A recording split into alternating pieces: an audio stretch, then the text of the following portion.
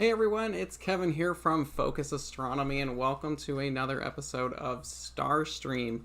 And we're really happy to have you here tonight. Of course, this is a virtual star party. I wish we could all be under the night skies right now, but of course, with the world the way it is, that's just not going to happen right now. So, this is the next best thing. If you're new to the star streams, as we call it, Starstream is like I said, a virtual star party. So what that means is we have a telescope set up right outside the control room that is streaming live inside, and I am broadcasting that to all of you wherever you are across the world. So if you're joining in for the first time, thank you for being a part of this. If you're coming back and you've seen these before, also thank you for coming back, and hopefully someday soon we'll all be able to get back out under the beautiful night skies once again.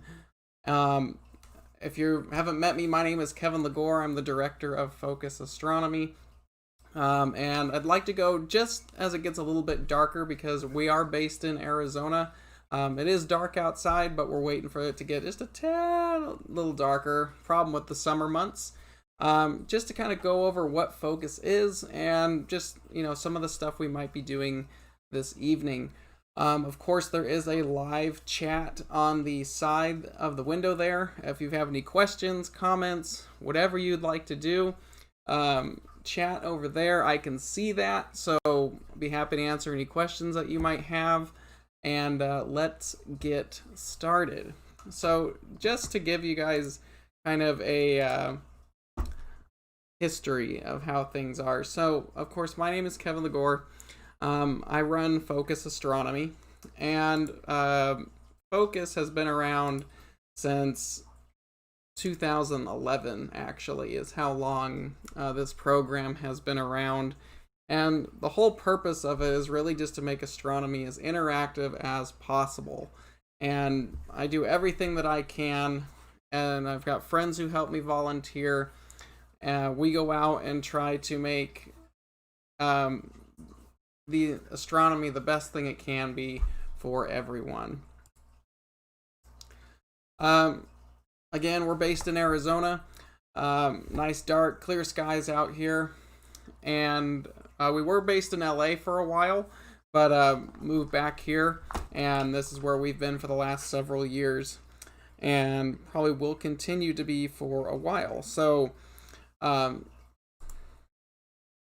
we see about 30,000 people a year on these programs, and that grows obviously as time goes by. And we do that basically by just foot traffic out doing and out sharing things with people in person. So the virtual stuff that you see here, this is rather new, but we see about 30,000 people a year on average. This year will be kind of low because obviously we're not doing a lot of the big events that we're used to doing. And just to give you an idea, we work with a lot of different people, and Focus offers a ton of different things. Of course, we have Stargazing. We go to schools and public events mainly, and just try to get astronomy out into the public as much as possible and make it fun and interactive. So Stargazing is one of our big offerings. We have a variety of telescopes from 3-inch to 16-inch. And hopefully soon our 28-inch telescope is going to be done. This is going to be a 28-inch f3.3 Dobsonian. If you want that in metric, we're talking a 0.7 meter telescope. It's called the Large Aperture Outreach Telescope. It's designed to be a mobile large aperture telescope dedicated to outreach. So we're kind of excited about that. The mirror has been in the works for a while, and we're hoping that to be done here soon. And then hopefully at a program within the next year or so, you'll be able to take a look through this thing. And that is the mirror on the polishing table right there. We also do solar viewing, safe solar viewing of the sun. So that's something you guys can check out if you've got school and stuff like that, this is a lot of fun to do. We have a unique, one-of-a-kind mobile meteorite display. We bring over 50 meteorites out to the public so you can kind of get your hands on different samples. Of course, we do astrophotography live as well. Corporate events. If you ever want to come out to one of those and needs to come out, we can do that. And then, of course, virtual star parties, which we're doing tonight. So that's just kind of a background of what Focus does. So we get a lot of people asking what we do and what we're about. So that is what we do.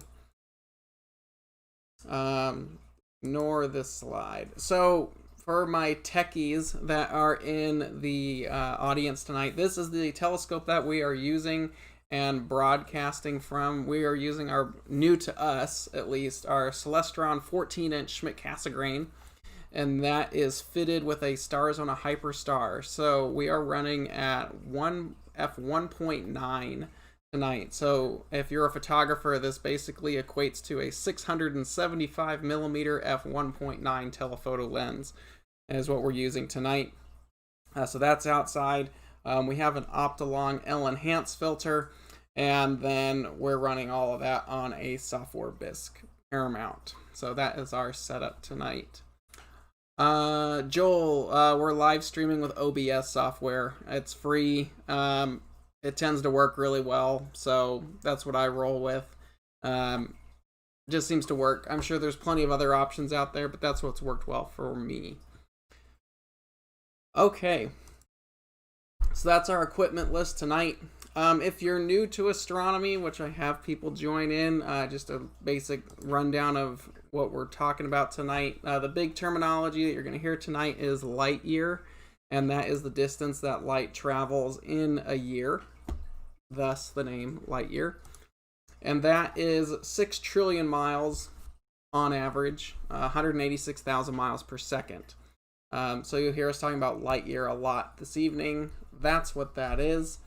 And that's pretty much just the little intro that we've got here, just so you know what Focus is, what this program's about, and what we're about to dive into. So, thanks all for coming on the ride. If you want to learn more about Focus and the programs and other offerings that we're doing, or even future Starstream dates, you can go to our website. You can subscribe to this channel if you really want to. And then we're on social media, Facebook and Instagram, if you want to see what we're up to and what images are coming off the telescopes, because we do maintain a pretty busy imaging schedule. So that is pretty much what we are about. And now we're going to actually jump into what we're doing this evening. So let me end this. There we go. And we're going to hop right into what we're doing tonight. So let's get acquainted with the night sky real quick. Let me turn some of this stuff on. There we go. So we have a variety of different constellations up in the nighttime sky this time of year. We're actually just about to transition into the summer. So we're in the late spring sky, and we still have a lot of the really cool things that are up in the spring, but we are starting to get some of the summer objects rising in the east. So we're actually going to be bouncing around the entire night sky tonight. Tonight's going to be really unique because we're actually jumping around between well-known objects and some monumentally obscure stuff too. So there's really something for all interest groups, whether you're new to astronomy and you want to find something fun to observe, or you're advanced and you really want to find some challenging objects, or maybe you're in between and just want something different than the Messier catalog. I've got a little bit of everything here tonight, about a dozen objects. These normally run about an hour and a half, so that's what we're doing tonight. So some of the major constellations that we're going to be working in tonight, of course, is Leo the Lion right over here. Leo's kind of cool because you can find the backwards question mark is his mane, and then of course his neck down here in the body and the tail, so we'll be working in Leo. We have Ursa Major, better known as the Big Dipper. Ursa Major is the name of the constellation. The Big Dipper is the name of the asterism, is what that's called, where it's just an image in the sky that's not a constellation, or it could be something smaller. So that's what we've got going for us right now at the moment. So we'll be doing that. We will be dabbling in Draco tonight, and of course we'll be in Hercules a couple times this evening. Moving on down to Lyra, and we'll probably dabble a little bit here in the south. We're not going to get to any of the summertime objects, the real gems of the summertime, because it's not quite high enough yet to get those from our location, and I need to save something for the next one. Our next video, by the way, is July 10th. We were going to do it on the 3rd. That turns out to be a full moon, and there's a lot of cool things I'd like to show you guys, and the full moon is just not going to allow that. So we're going to skip the 3rd, plus it's the day before 4th of July, so you might be hanging out with friends and stuff. So we're going to skip that. We're going to get back to this on July 10th. So that's the next virtual star party. So that's pretty much what we're rolling with tonight. So why don't we just jump right into it and start with our first object of the night. And this one's kind of, it's a popular one, and a lot of astronomers are going to know this particular object. And if you're new to astronomy, this is a perfect object to go out and view. It's an easy target to see, but it's always fun, and that is in the constellation of Hercules. This is M13, the Hercules globular cluster, and that is actually right here in the constellation of Hercules. And the best way to find this actually is to first locate the constellation of Hercules, which is generally found by what's called the keystone, which is the body of Hercules, which can be identified by 4 stars. 1, 2, 3, 4. That box, that's the keystone. And right on the upper portion here, which would be the rising first, that would be the western side of Hercules, I guess, is where the cluster itself actually is. And the easiest way I like to show people is you find Corona Borealis, which is the northern crown. You wrap yourself around, and it kind of just slingshots you right over to Hercules. So find the northern crown, Corona Borealis, follow that ring around, and it throws you right over to Hercules right there. So, and Hercules is really easy to see, even in light polluted skies. So we're actually going to jump into that and get our telescope hooked up here, and actually get some images pulled off of that. So let me get hooked up to the telescope here real quick, and we'll start getting all that rolling. So the software that you see over here tonight, this is just our planetarium software. This is Stellarium. You can get that free online. But the control software, everything that we're using for the telescope, is SkyX from Software Bisque. So the planetarium software that we're using to kind of bounce around with the star map, that's called Stellarium. That's free. You just Google it. It is something you can download. Stellarium. Stellarium is the planetarium software we were using. And then the controls software that's running our whole system outside, this is SkyX from Software Bisque, which you really don't need anything this sophisticated if you're just trying to do some fun planetarium stuff. So the telescope right now is actually on M13. Right now, we're going to get that turned on, get the camera rolling. So when we're doing stuff like this, when you're doing astrophotography, it's not just like photography where you go outside and you go click, and that's the end of your picture. These are long exposures because the objects are faint. So instead of going real quick, our shutter is going to be open for a long period of time. Tonight, probably somewhere between 15 and 30 seconds each. and then the software is going to take those pictures and stack them on top of each other. So the more images we stack, the brighter the object is going to come out. So that is really kind of the way to go. So this is M13. This is our first object of the night. This is one of the largest globular clusters up in the nighttime sky, and one of the probably the easiest or the brightest of them to see in the northern hemisphere.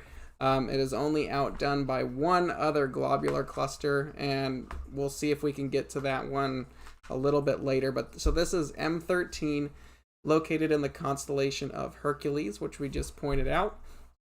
And this particular globular cluster was discovered by Edmund Halley in 1714, but it wasn't actually cataloged as M13 by Charles Messier until 1764.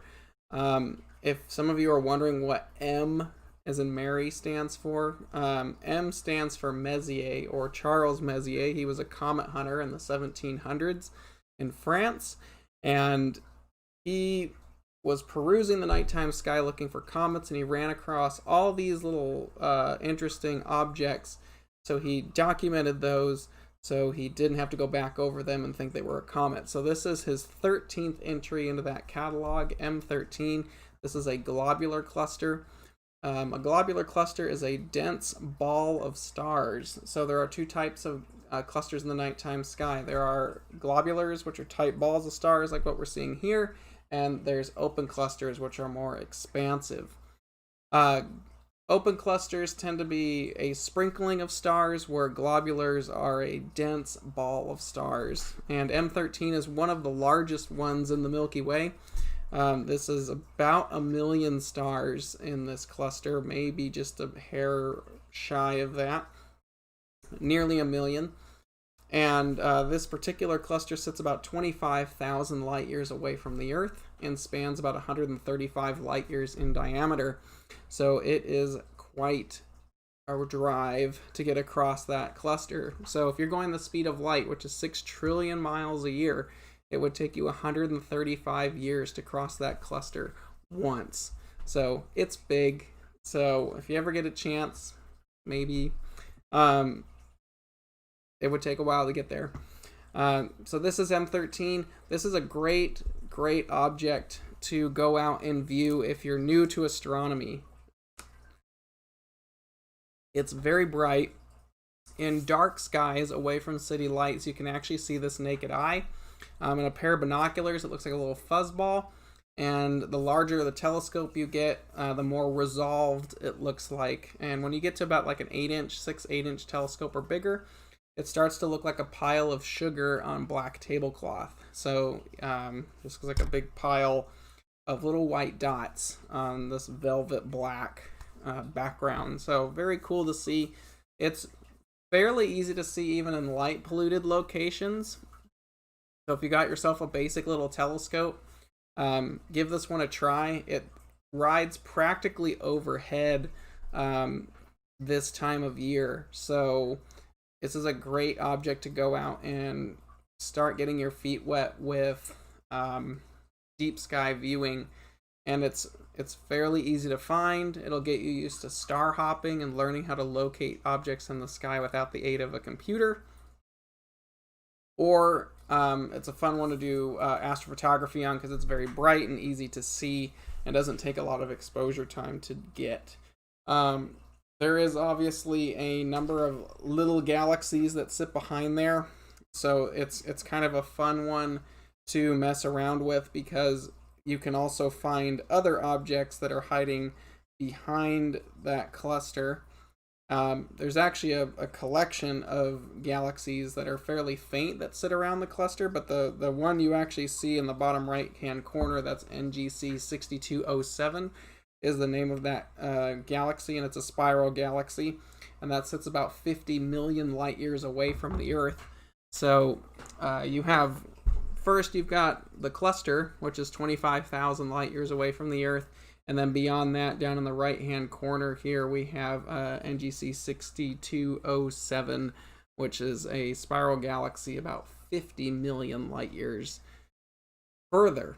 So, and then there's actually a sprinkling of other galaxies in the background there. If you look at some of the deep exposures, there's all kinds of stuff back there. But kind of a cool 2-for-1 deal. Another cool thing about M13 is it has this really interesting detail in it. And it's kind of a fun thing to try and pull out if you ever have the chance. So when you look at the cluster, if you look close right here, you'll see 3 knots, these dark lanes here. There's 1, 2, 3. That's called the propeller. It's just kind of an interesting detail that's in the cluster. I'm not exactly sure the details behind it. I needed to look that up and ran out of time. But yeah, it's kind of a nifty thing. You can see it in telescopes. I'd probably say about a 10 or 12 inch telescope with a decent amount of magnification on it. You can start to see the propeller. It's just kind of a fun little detail to pull out on M13. And as you can see, there's another galaxy right over here, real faint one. So like I was saying before, when you're observing these bright showcase objects, there's a ton of little hidden things behind them as well. So that is M13, and it's little to what looks like a companion galaxy, NGC 6207, in the bottom right hand corner there, as well as some other galaxies in the background there. But NGC 6207 would be easily in the field. If you're in a dark sky, you're probably going to see that galaxy sitting next door to the cluster. So this is M13. One of, if not the easiest globulars to see in the northern hemisphere. High overhead right now, almost straight up at zenith. This is perfect if you're a beginner. Never gets old if you're experienced. It's always a fun one to return back to, and it's always really kind of stellar to check that thing out. So M13, Hercules star cluster, 25,000 light years away, 135 light years in diameter. So we're going to finish up on this one and close this up real quick. And we're going to take a dive down to the southern skies, and we're going to see if we can get the next object on our list. This is going way down to one of the lowest positions that we can actually get from this observing site. And we'll see if we can get it here in a minute. I have gotten the object before. A little bit of a drive down there. I can hear the scope moving.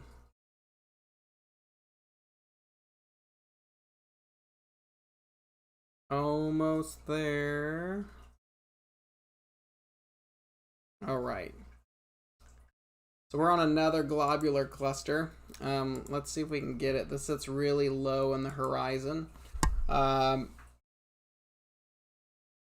So we went from the brightest globular cluster that we can generally see in the northern hemisphere. That's the Hercules star cluster. And there's only one other cluster in the entire galaxy that actually surpasses M13.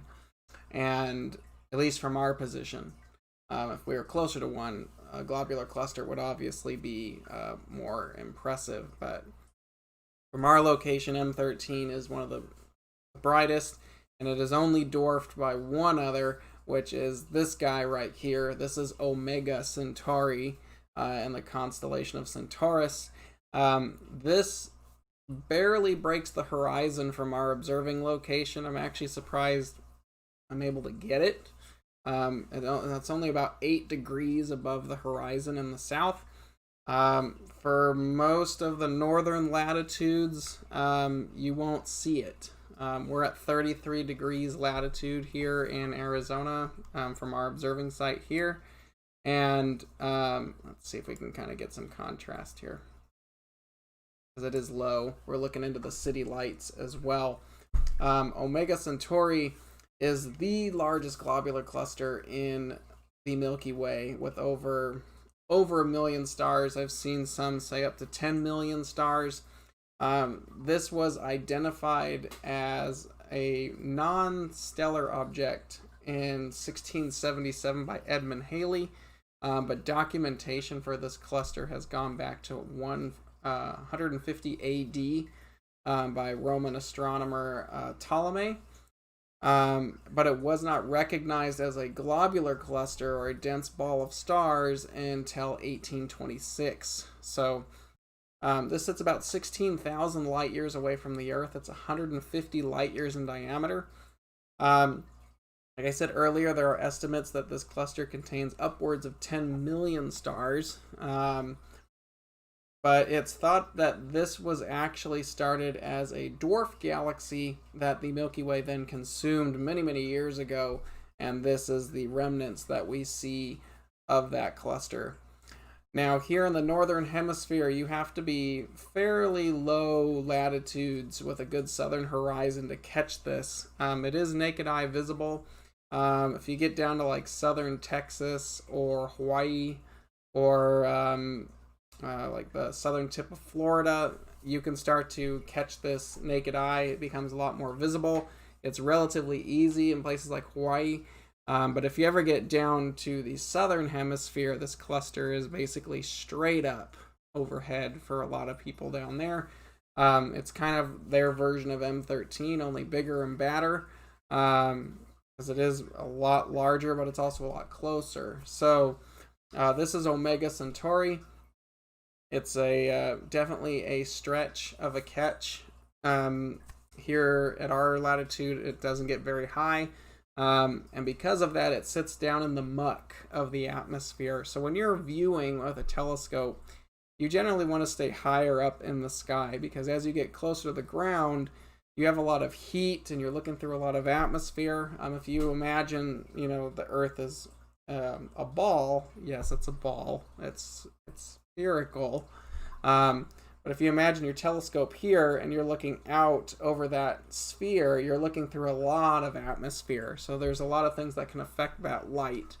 And the more atmosphere you're looking through, the more it gets jumbled around and it's just not as sharp and contrasty. So generally you want to be looking as high overhead as possible to get the best images that you can get. But for here, this is the best we can do, because obviously we can't make the cluster move, and I'm not getting to Australia anytime soon. So this is Omega Centauri. This is the largest globular cluster in the Milky Way.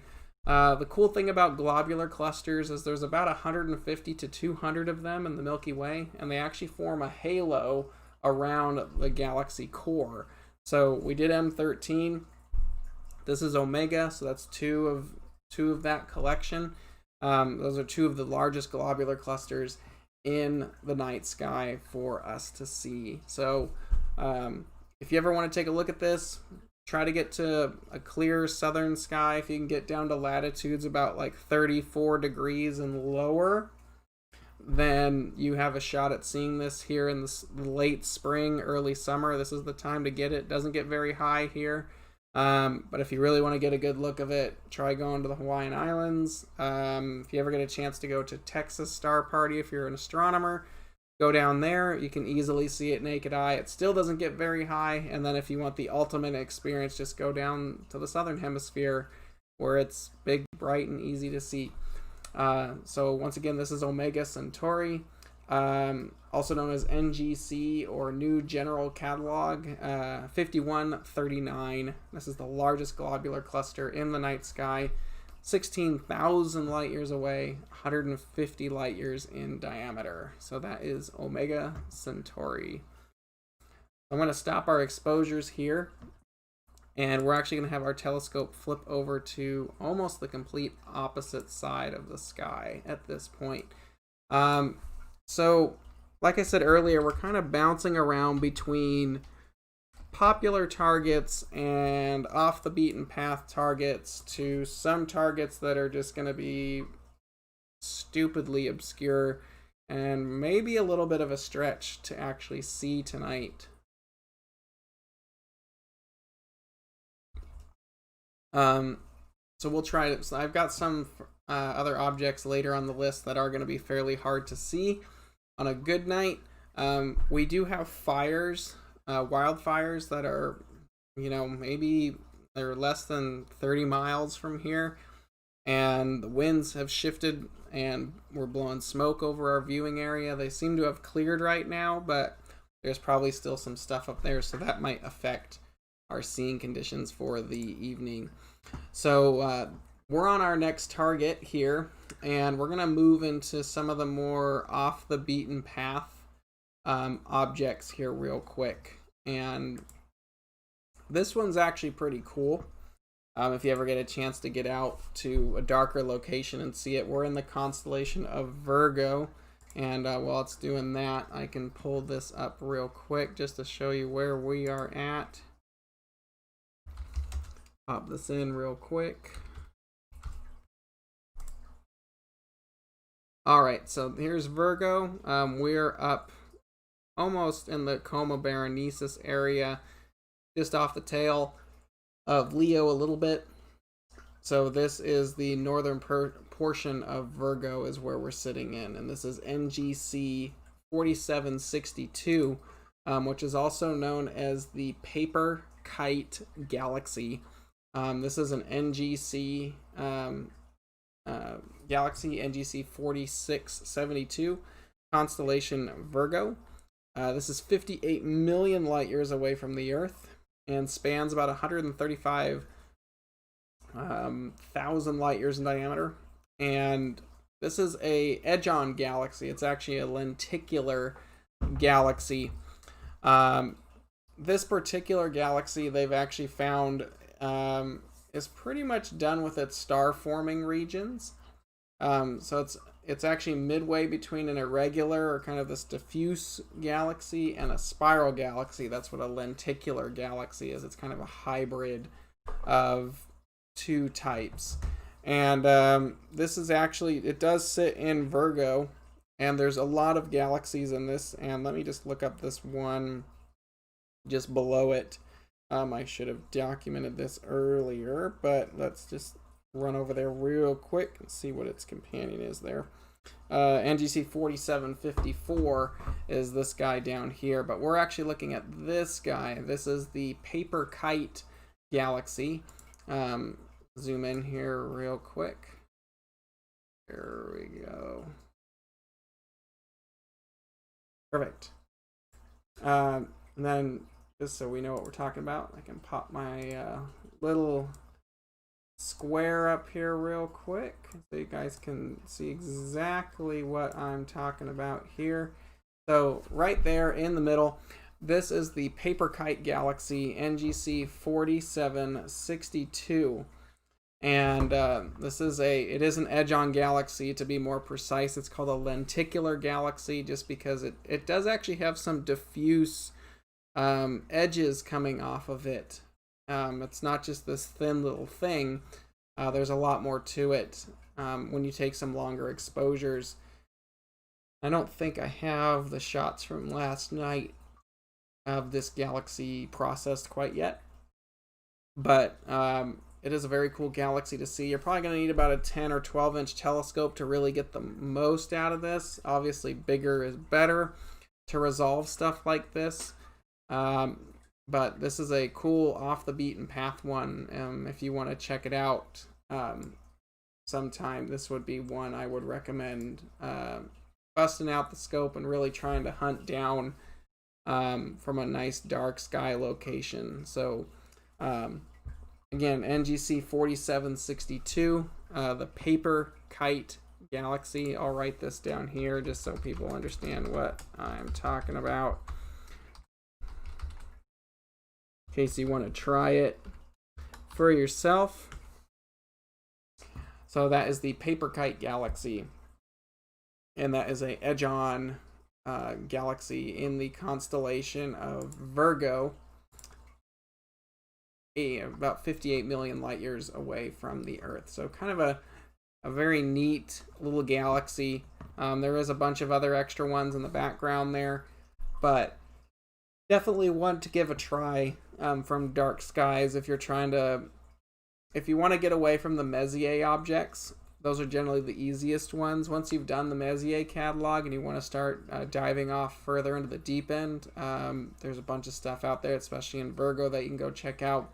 This would be one of my recommendations if you want to catch something that's a little bit more unique and kind of cool. Show your friends at a dark sky site, or you're an astrophotographer and you want to try something different. This would be a very, very cool galaxy to check out when you have the time. So again, this is NGC New General Catalog 4762 Paper Kite Galaxy. Give that a try.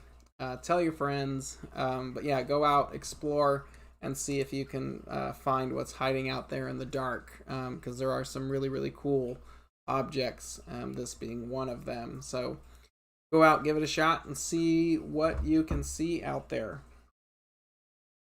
All right, so we're gonna stop this real quick, and we're gonna actually jump back into a more common.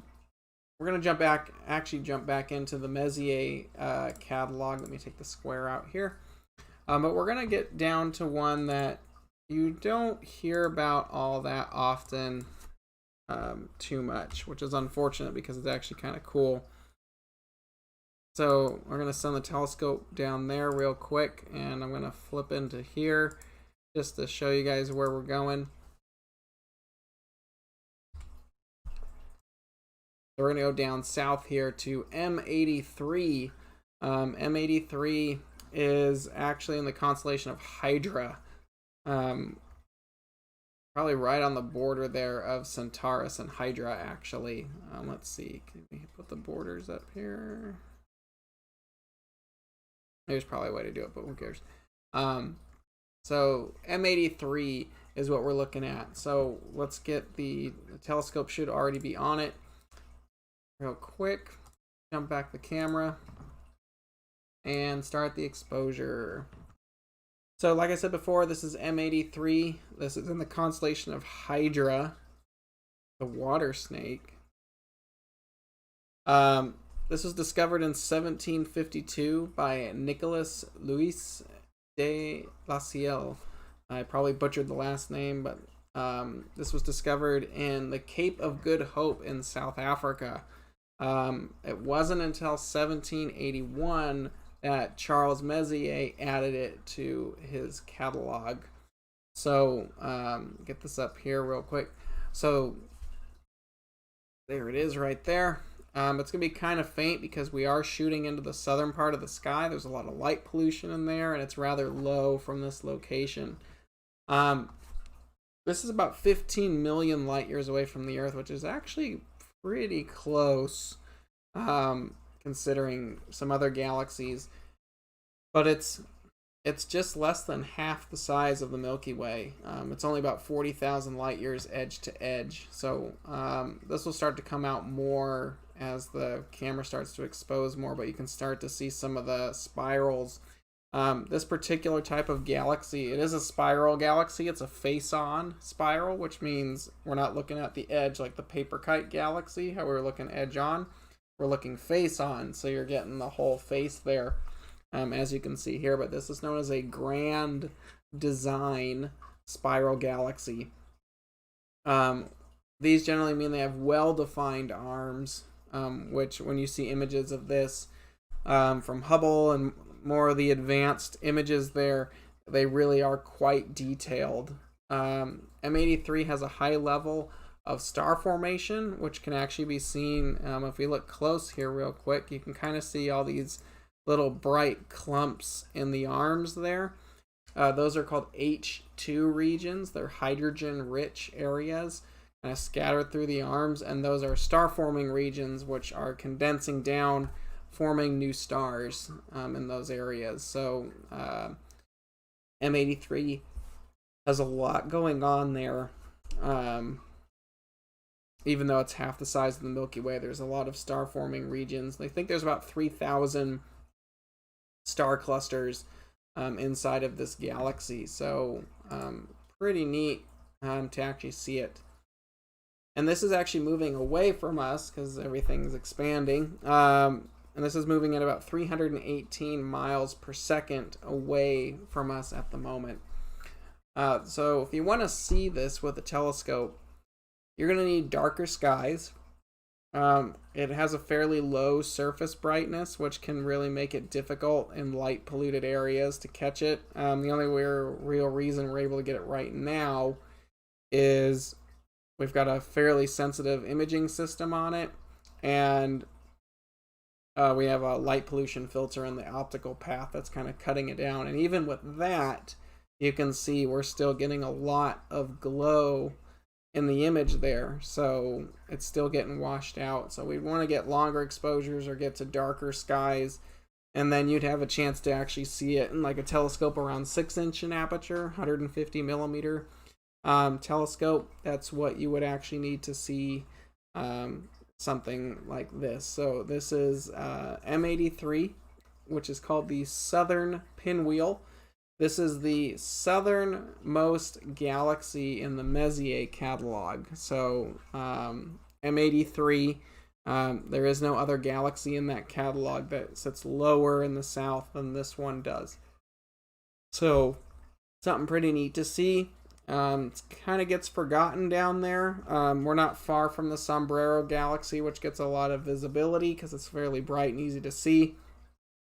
But M83, because it sits so low in the south, you don't see it come up a lot. But it really is quite a striking galaxy and has a beautiful set of detail in the arms.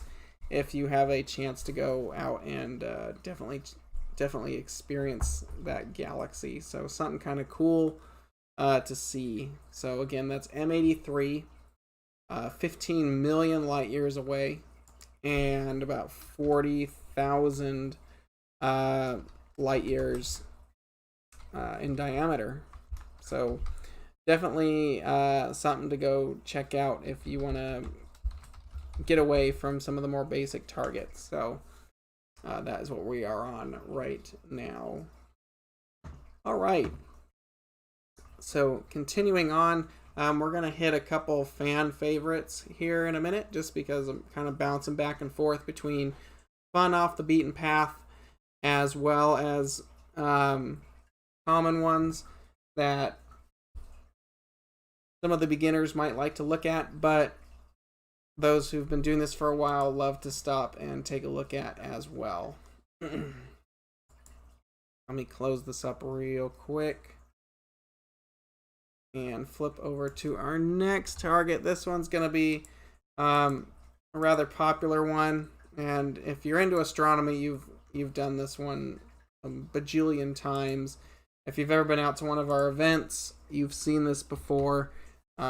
So we're going to flip over to the constellation of Lyra, which is right up here, and right on the outer edge of it is a small little nebula,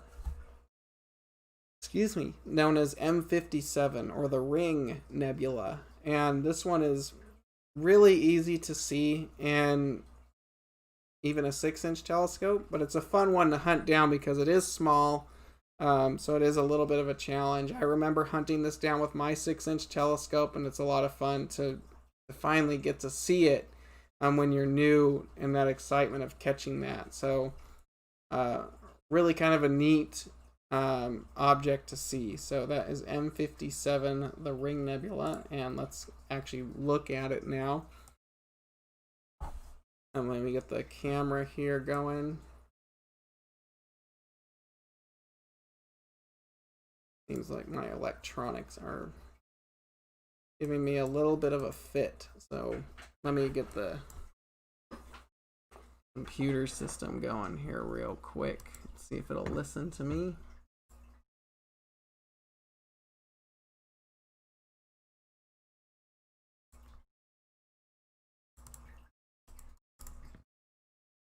Okay, now it wants to listen.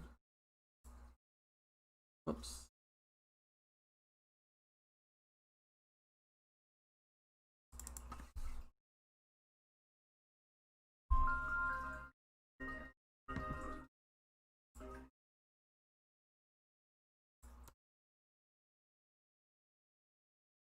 Let me see if we can zoom out here real quick. I'm not sure why everything got all messed up here.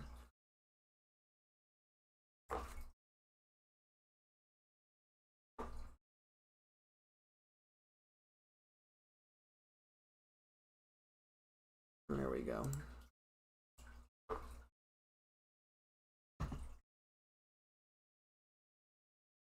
All right, sorry about that. Let me get back on track here. Telescope got disconnected. There we go. Put everything back on. Now let's get back to it. M57. There we go. Find blue. And get the cameras back going. And we don't need to shoot as long on this one because it's fairly easy to see. There we go. All right, so this is M57, the Ring Nebula, which is a really popular one for astronomy. Really easy to see. You can see it in town. And it's a fun one to hunt down too if you're new, because it's a little bit of a challenge because it's so small, but it's a fun one to see because it just looks like exactly what you think it does. So the Ring Nebula is a planetary nebula. So many years ago, this actually started its life out like our sun. It looks like a star. We'll use this as our star. So starts out as a star, and eventually the star starts to die off and expand its atmosphere out into space, slowly moving away from its central star, eventually forming this little donut or Cheerio or bubble, essentially, which is a planetary nebula. So this is composed of dust and gas floating out in space, and this all originated from one star about the size of our sun, maybe a little bit bigger. And this is called a planetary nebula. And I don't know if we can get it.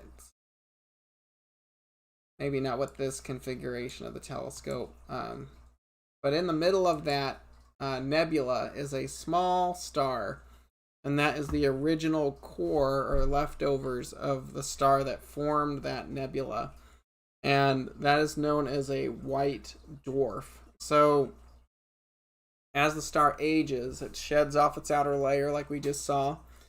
And in the middle of it, the core of that star remains. It's kind of the corpse of that star. And that's all that's left over of the original star. And then the rest of the atmosphere is puffed off out into space, making this bubble or planetary nebula, which is what we're seeing here. Kind of looks like a Cheerio or a donut. And the Ring Nebula is probably one of the easiest and brightest to see. And we're actually looking like right down the center of it. You can see this in a 6-inch telescope. You can probably get like a 4 or 5-inch telescope, honestly, off of it. So it's something to go check out. But it's pretty cool to actually see it. And it's something that you can easily grab from in town. If you're viewing from in town, it doesn't take a big telescope. At 6-inch in diameter is all that you really need.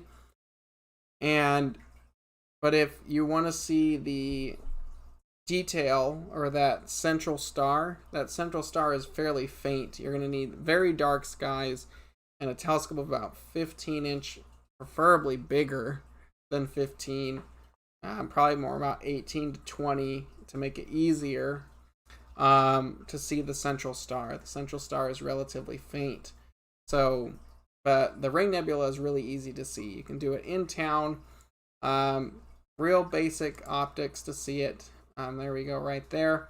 And then if you ever get a chance to see it in a big telescope, far away from city lights, you've just got way more detail to check out there. So this is M57, the Ring Nebula, originally discovered by Charles Messier in 1779 in the constellation of Lyra the Harp. And it is 1,600 light years away from the Earth and 1 light year in diameter. So it's a big donut. So that's something that you can go out and see. Right now, it's just starting to get into a good position. So this is a fun one to actually go out and observe if you have a chance to. So definitely go check it out. That is M57. For you astrophotographers out there, I don't think we can get it right now. Long exposures, but M57 doesn't stop here. It actually has a floating outer halo of hydrogen. Almost looks like a flower when you see some of the large, long exposures of it. But it's very cool to see. If you ever have a chance, go look at those long exposure images of the nebula, and you'll be able to see the outer halo as well. So, but this is how you would normally see it in the telescope. Not as bright, but you will see that detail in there. So it's kind of fun to go see. Bust it out this weekend if you have a chance. So take your telescope, try to go hunt that down. It's just getting good right now. It's just starting to rise into a good position this time of year. So that is M57, the Ring Nebula, constellation of Lyra the Harp, and that is 1,600 light years away from the Earth and 1 light year in diameter. So we're going to switch over from probably the easiest, or one of the easiest planetary nebulas to actually see, and we're going to move to one of the more challenging planetaries to see. And let me, the telescope moved over here.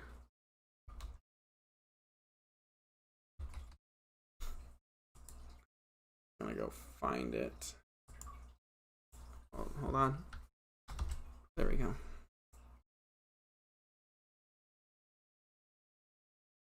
Now what's in here? Let's see. Doesn't want to listen to that. Oh.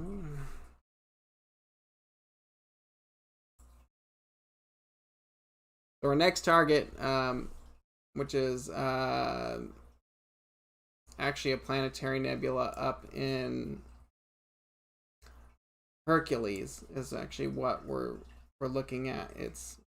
But for whatever reason, doesn't want to cooperate pulling up. So let me see if we can pull up our objects here real quick and change some of this stuff on here.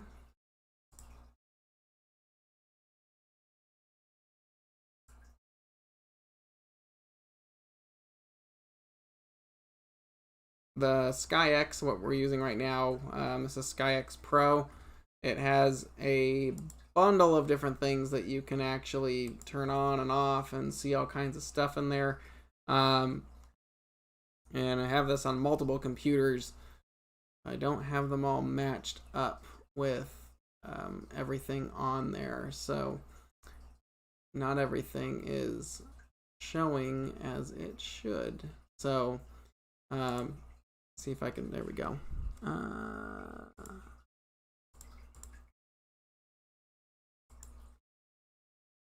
Perfect. There we go. Now we should be on it. So unfortunately, this is a very difficult nebula to see. And I've actually tested shooting this nebula before we did this live stream because I wanted to make sure this telescope could get it. And it actually does. Impressively enough, it does. But it requires a little longer exposure. So now we have to jump from our 15-second exposure up to a 30-second exposure because, excuse me, let me get a drink here. Lots of talking. So we need more exposure time to be able to dig into something this faint. Let's get it going. So I don't know if you guys can actually start to make this out, but let me turn on the little square here. So you should be able to see it right in the middle there. Right in here is what we're looking at. There's a little bubble looking thing. This is Abell 39. Let me put this down in the chat here so you guys can see.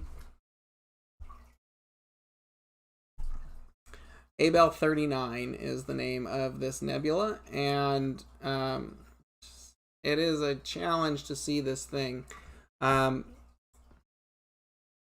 So Abell 39, it was discovered in 1955 by George Abell, and this was done during the Palomar Observatory Sky Survey in the 50s. And he found a bunch of different planetary nebulas during that survey, but this was the 39th entry of the catalog. And there's actually a catalog of Abell galaxies, and then there's the catalog of Abell planetaries. And the Abell planetary nebulas are a real collection of challenging planetaries. You're going to need big glass, lots of telescope to catch a lot of these, and very dark skies.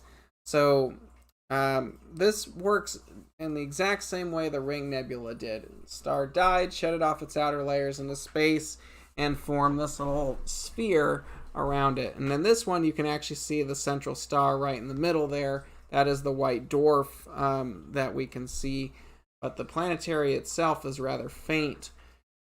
This one has very low surface brightness, so it's actually fairly difficult to catch visually.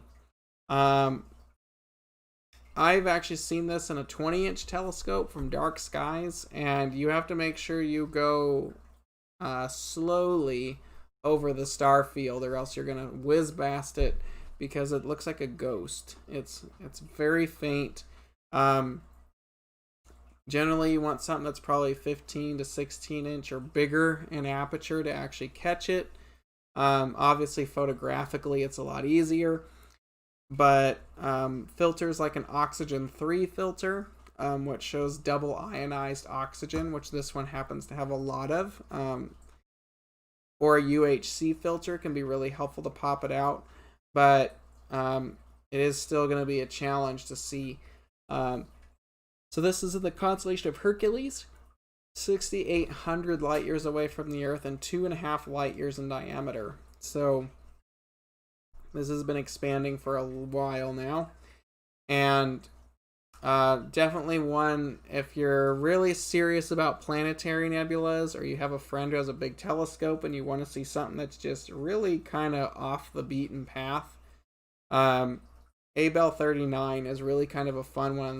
The cool thing about this nebula is it's nearly perfectly spherical. So it's definitely kind of a cool nebula to see. So if you really want some kind of a challenge, this is one of the objects to do. One of my favorites, just because it's such how symmetrical it is. And I'm a fan of planetary nebulas, so it's just kind of a fun one to see. But yeah, Abell 39. If you really want to have a serious run at a difficult target visually, definitely go for it. And just to give you an idea, I mean, if you've done astrophotography, what you're seeing here right now is about equal to 4 minutes of exposure time. And I would like to remind you that this is 4 minutes on a telescope that's running at f1.9. It's a 14-inch scope that's been sitting here for 4 minutes, and it's still faint. So these are 30-second exposures, but you can see even with that fast speed that it's still taken a while to actually bring the details out. So just to give you an idea of how faint this thing actually is, that even a high-speed astrograph telescope designed to suck in light, it's still taking its time to get it. So definitely a serious challenge object. So definitely go out and try it. It's a lot of fun to do it, but give it a go. I encourage you to dive off the deep end, go into the dark stuff, try something new. And the Abell planetaries are always something to want to check out. So this is a fun target to try if you really want to go after something that's just peculiar. Abell 39, any of the Abell planetaries, that's a fun one to do. So again, Abell 39 and the constellation of Hercules.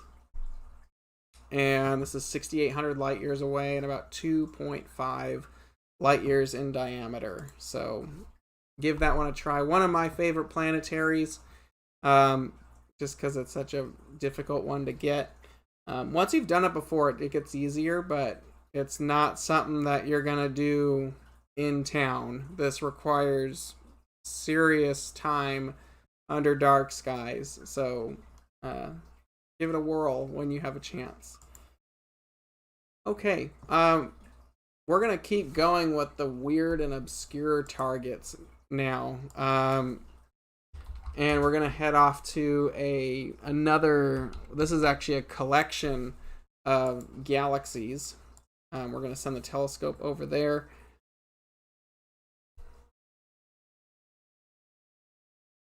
Get another drink here real quick.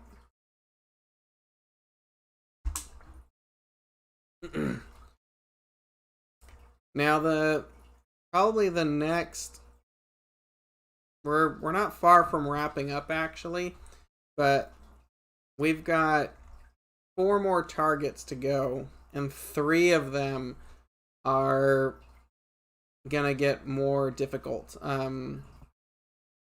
This set isn't super hard. The one following this is really difficult, and as well as the last one, but this one's actually kind of neat. So let's get the cameras rolling on this guy. We're going to keep those long exposures rolling. We're going to keep the 30 seconds going now, because we are really, really digging into the night sky at this point.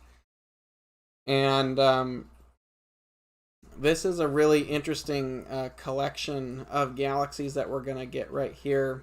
And this does require dark skies if you want to visually do it. And it's actually called, so this particular set's called Hickson 61.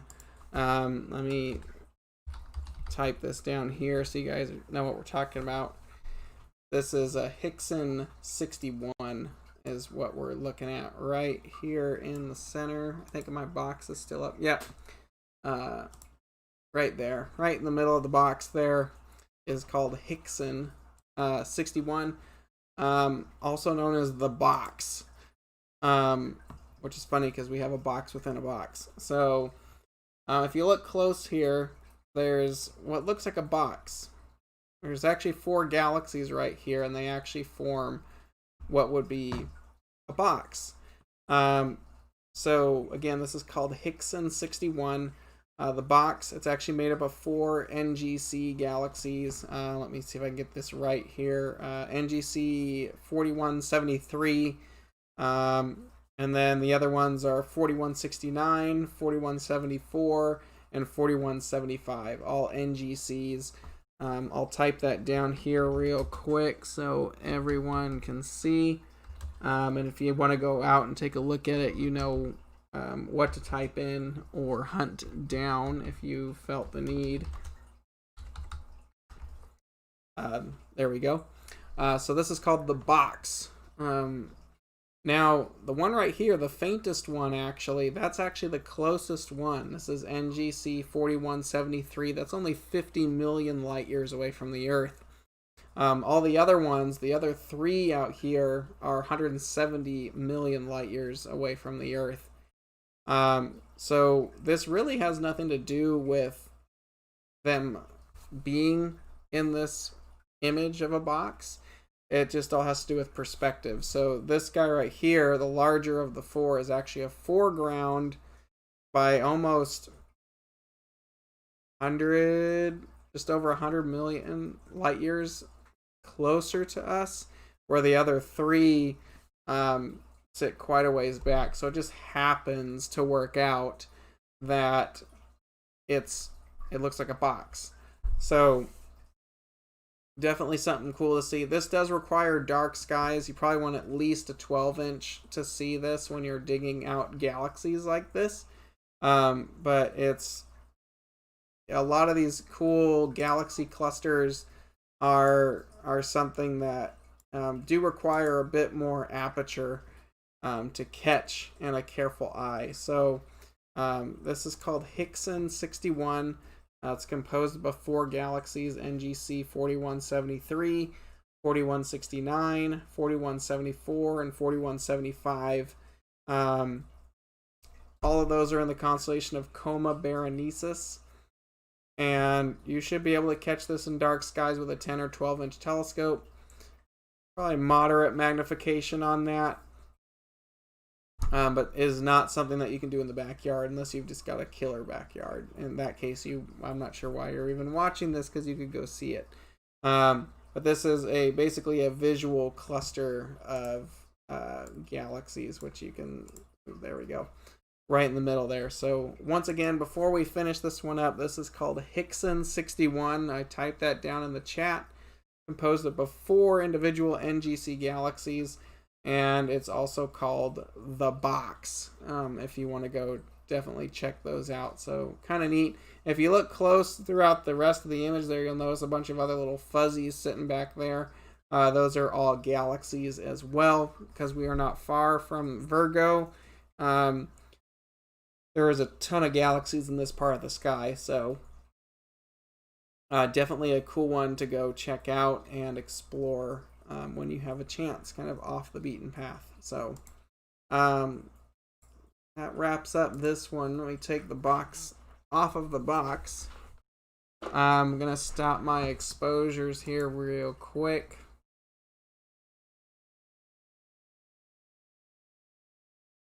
Now this next one I actually tried last night, and it was there. And I'm probably going to let the telescope we're working with right now actually image this object as the night progresses after this is done. So the problem with this one is it's not going to be bright, which is kind of the point. But we're going to try and see if we can get it. And it is crazy faint. It's also small, so that's also another problem with a lot of this. And I'm going to try to up the exposures even further on this one. We're going to go to 45 seconds, which for astrophotography is still really short, but for live stacking it can, and for virtual things like this, it's quite a bit of time, really. So but this next object requires it, and we could probably get it, but we're not going to be able to get the detail that I would love to see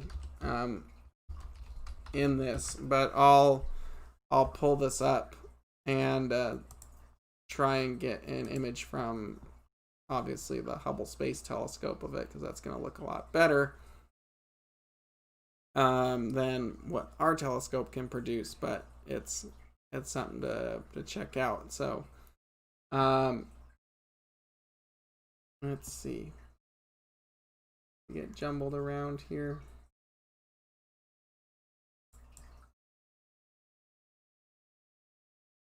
Let me flip back here. 45 might be a little too long. There is a little bit of a breeze out there, so it might have shaken it a little bit. And we might have some smoke still floating in the area. So I'm not sure if we'll be able to get this one tonight or not, just because of the conditions. If not, we'll just throw in another fun object for the evening instead of one of these really obscure ones.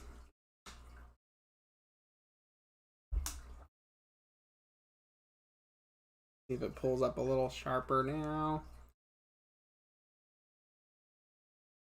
That's a little bit better. Okay, so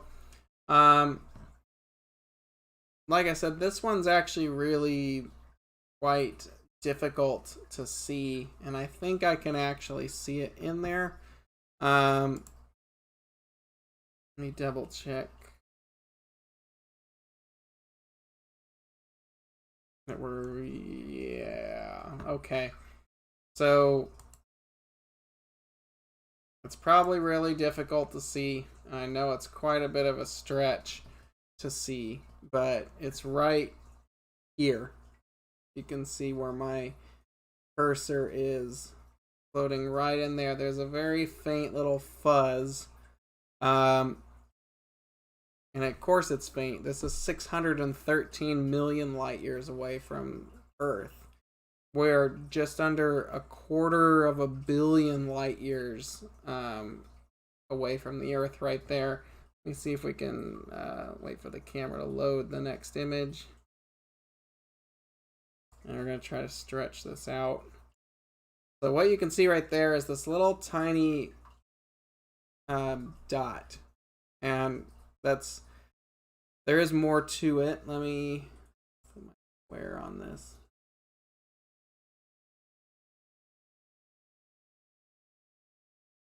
There. Okay. There we go. Right here. This little hazy area right here. So what we're actually seeing there is let me pull this down a bit. All right, so yeah, right there. What we're actually seeing there is a very, very distant and a very, very rare object, and this is basically known as a ring galaxy. And the one in particular that we're looking at is called this right here is actually what we're looking at. This is, let me get the square out of the way. It's called Hoag's object. This is called PGC 54559. This is a really odd, a really rare type of galaxy, a ring galaxy. So what we're seeing in the image right there is actually the glowing core. And if we actually leave this out, I'm going to try to image this tonight. So if we can get some pictures of this, we can probably post something in the morning and show more detail on this, and probably get the ring itself. But this is called Hoag's object, or PGC 54559. This is in the constellation of Serpens. Let me pull the camera up here. That little glowing core that we see there in the middle, right here. You turn this box on again. Right in here. I know it might be a stretch, but it's there. That is that ring galaxy that we're talking about right there. And that glowing haze that we're seeing there is 613 light years away.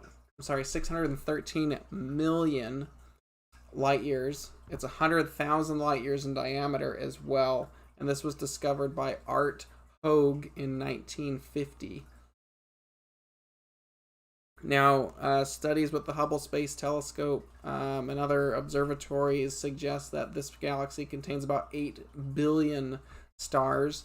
A lot of the hot blue stars are actually out in the central ring, where a lot of the yellow ones are more towards the nucleus. So they're not exactly sure how that formed, if it was multiple galaxies running into each other or what have you. But that is just a very rare type of galaxy, the ring galaxies, and they're generally very far away. So that's what we're seeing there. Real faint, way off the beaten path. I honestly don't know how obtainable that is visually. I've never tried it. Frankly, I've never had a telescope big enough that it would even be a thought. So my guess is you're gonna need let's actually look up the magnitude of this object really quick for my deep sky hunter friends that might be on here. Okay, PGC 54559.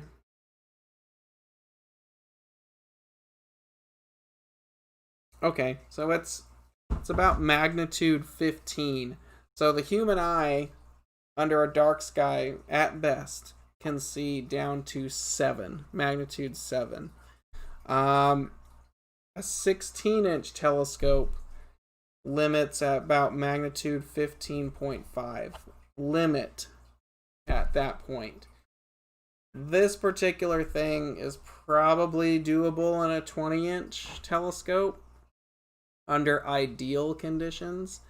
If you're talking about actually catching it and really getting something out of it, you're probably pushing into telescopes that are 25, 30-inch or bigger to catch it. So this is a hardcore target if you wanted to go see it.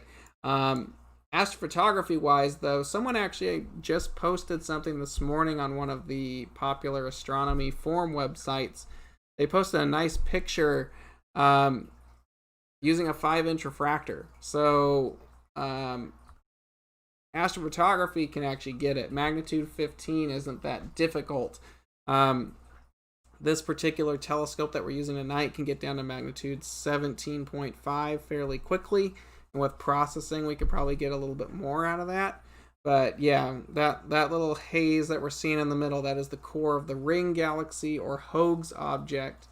PGC 54559, about 613 million light years away from the Earth, about 100,000 light years in diameter. And that is in the constellation of Serpens. And here is the full field of view of the telescope. So you can see just how tiny that object actually is in comparison to it. So, oh, my little thing never showed up for you guys. Sorry about that. Right in there. Scoot that. There we go. Right in there is the ring galaxy that we're looking at there. So Hoag's object, very cool little thing. I'll try to leave the telescope on it, maybe post an image on our social media channels tomorrow if we can get some decent exposure time on this thing. Leave it on it for a couple hours and hopefully we can get something cool out of it. So definitely something neat to see. All right, so we're down to our last two objects. Thanks for digging in with this one. I was really unsure if we were going to get it with all the smoke in the air out there, but we were able to get it, so that's kind of cool. The next one is going to be a lot easier to see. So let's head on over there.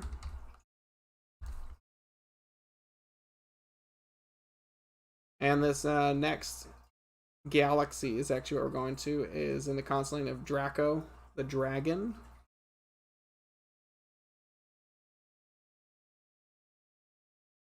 And we're already there. We don't need to be shooting as long because this is a lot brighter target. And this is actually another edge-on or lenticular galaxy. Like we said earlier, it's kind of a mix between elliptical and spiral. And this is in the constellation of Draco. This was discovered by Charles Messier in 1781. It's technically known as M102. But depends just what you're looking up. And this is called the Spindle galaxy.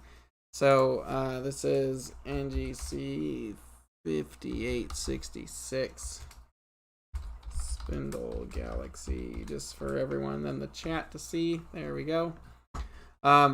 This one's actually really unique. If you've got some longer focal length to throw on it, it's very elegant. It's got a large area or halo of material that actually sits off the edge, and it's got almost like a knife edge. You can see it just barely coming through there.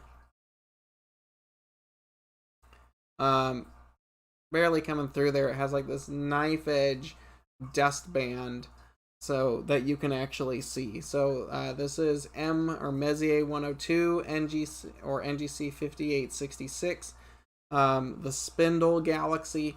in the constellation of Draco. This one's actually kind of cool because it has an extended disk or halo of material. So if we left the telescope here for a while, let it shoot and process the images, we'd get this really elegant, fine halo around the galaxy. Now, has the possibility with that ring material that the structure, what am I trying to say here? It does have a ring-like structure, the halo around that, as around the galaxy. And they are doing observations to study more about that, but they've actually found that there's numerous clusters that sit out in this halo, and many of them have over 1 million stars inside of them. So there's a lot going on in that outer halo of this particular galaxy. So once again, this is NGC 5866, the Spindle galaxy, in the constellation of Draco, the dragon, discovered in 1781 by Charles Messier. So kind of drifting there a little bit. So we're in a weird spot at the moment with the telescope. All right, so we are on our last object of the night, and not to mention the most challenging of the entire night. Actually, it's so challenging that I don't even have it in the system. We actually have to look it up by its coordinates. So let me get this typed in. Oops. Bear with me just a second.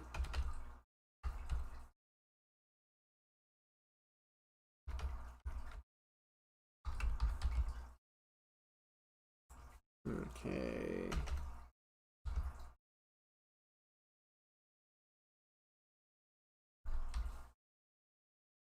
And there we go. I'm gonna send the telescope over there. We're actually not too far from it at the moment. We were in Draco, and now we're gonna step down to Ursa Major. Okay. Get the camera going. This is our last object of the night. I'm surprised how quick this flew by. This is the furthest object we'll probably ever do on this channel.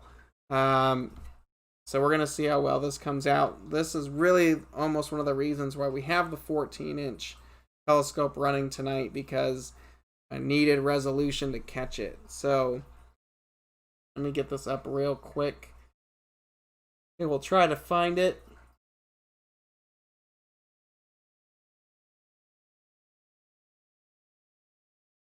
Okay.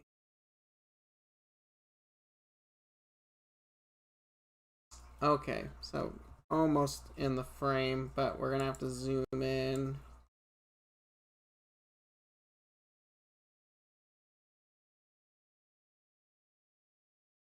It might take a couple exposures to actually get to come out, because it is rather faint and it's kind of on the edge of the field at the moment. It's not dead center where we really were trying to get it. Let me see. Let me center something up real quick.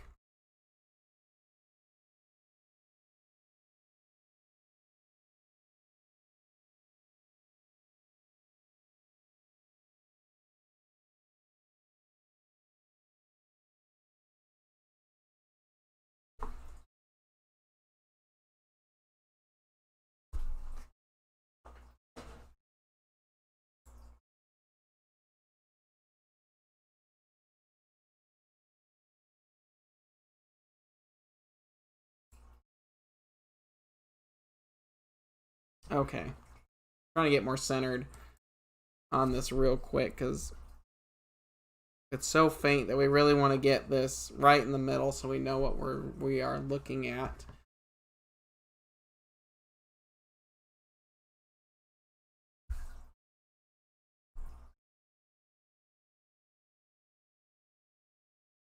Almost there.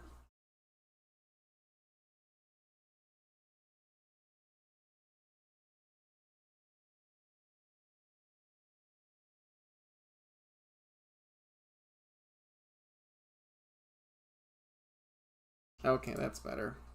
Okay, so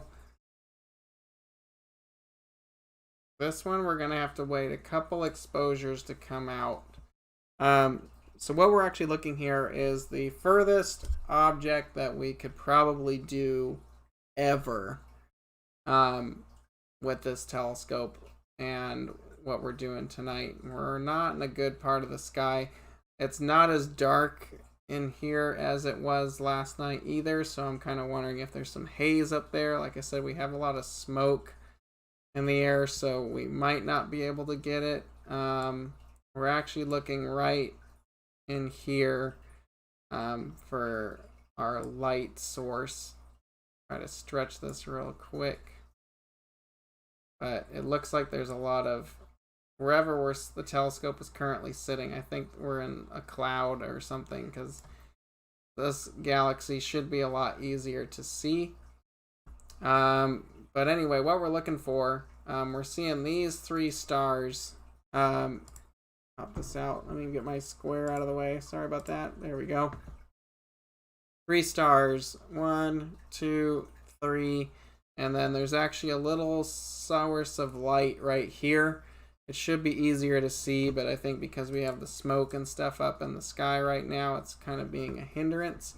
So what we're looking at right now is a quasi-stellar object, also known as a quasar. Unfortunately, it's just not as obvious as it should be.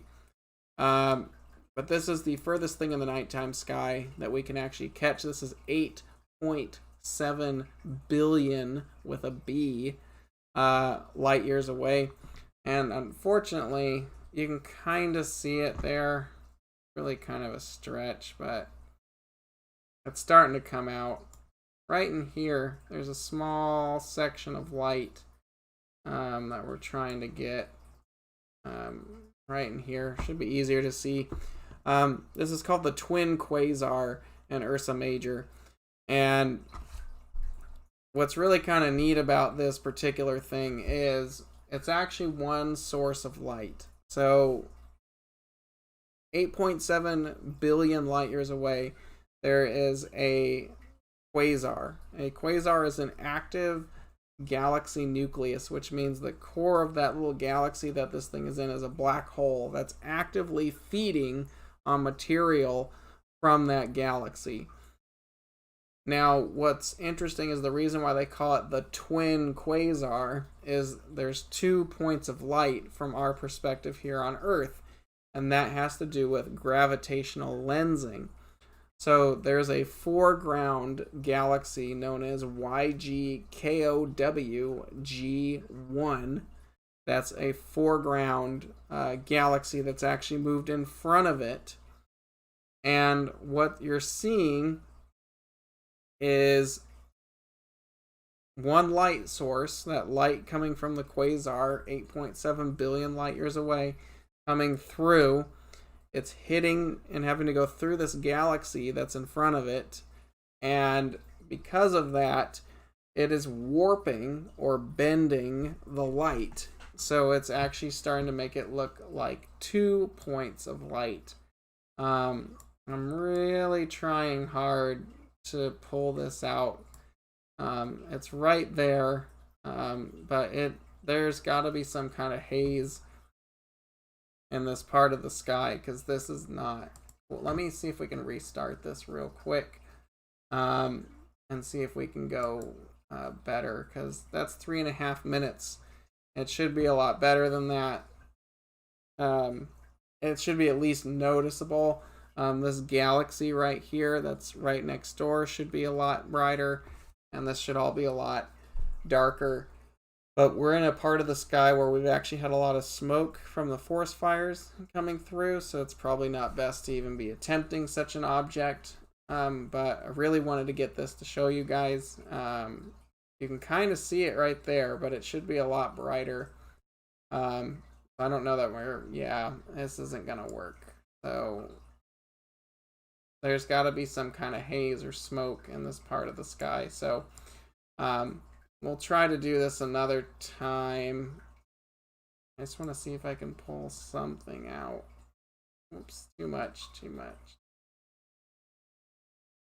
It's right there. You can see a very faint little glimpse on the pixels right there. And I'm really asking a lot from the camera system right now too. But you can see it right there. So this is called the twin quasar. 8.7 billion light years away from the Earth with a B. It's going through a galaxy that sits between us and the quasar, warping the light, bending it. Process is called gravitational lensing. And what's interesting about this is it's producing 2 points of light. So if we could see it, it actually looks like a little pair of headlights. There are 2 points of light that are visible if you can see this. And this particular, what's interesting about this is that observations have actually found that the lensing is changing the light path for this galaxy. So one image that you're seeing of this quasar, because there are two, one of them, the light path, or the path that it takes to get from there to us, is about 1.1 light years shorter than the other one. And what that means is observations, or if we see any kind of brightening or changes in one of those light sources, we will then see 14 months later on the other one. And that's because we're actually watching that time change because of the gravitational lensing. So it's really kind of neat. You can start to see it there. You guys wanted to know what the code for this thing is. It's technically called the twin quasar, but if you really want to know the fancy catalog number that these are actually done with, let me find this. This is really faint stuff too. We're talking about realm of 24-inch or bigger. So this is a very, very big thing. You can do it with a modest-sized telescope like what we're using right now with a camera on it, because the cameras make up so much more. But visually, you're talking about at least a 24-inch telescope to catch something like this. Its apparent magnitude is 16.7. That is awfully faint. You are actually pushing up into like a 30-inch telescope's limitations from an excellent location. So very, very challenging object. The furthest target we could probably see at 8.7 billion light years away from the Earth. I wish I had a better image of it. Maybe next time we'll try shooting from the back of the telescope that we're on, because it would be able to resolve it at that point. But on the flip side, I think the area that we're shooting in is in a bad part of the sky right now, just with all the smoke and the fires that we're having to put up with. We're not in a good location to handle it. So, but if you want to give it a look, you can Google twin quasar. There's some really awesome images up there, and you can see it. And then the galaxy over here, which you can actually find. So we gave it a good shot, but that pretty much wraps it up for our virtual star party. It's 10 o'clock. We've been at it for an hour and a half. But thanks for all tuning in. If you liked what you saw, you can subscribe to the channel, notify for any future dates. Our next one's going to be July 10th. And we're going after all the gems of the Milky Way season. So we're going after a lot of the nebulas, a lot of cool stuff that one will showcase. But thanks all for tuning in tonight. Much appreciated. Clear skies and stay safe. And happy Father's Day, by the way. So have a great evening and talk to you all later. Take care.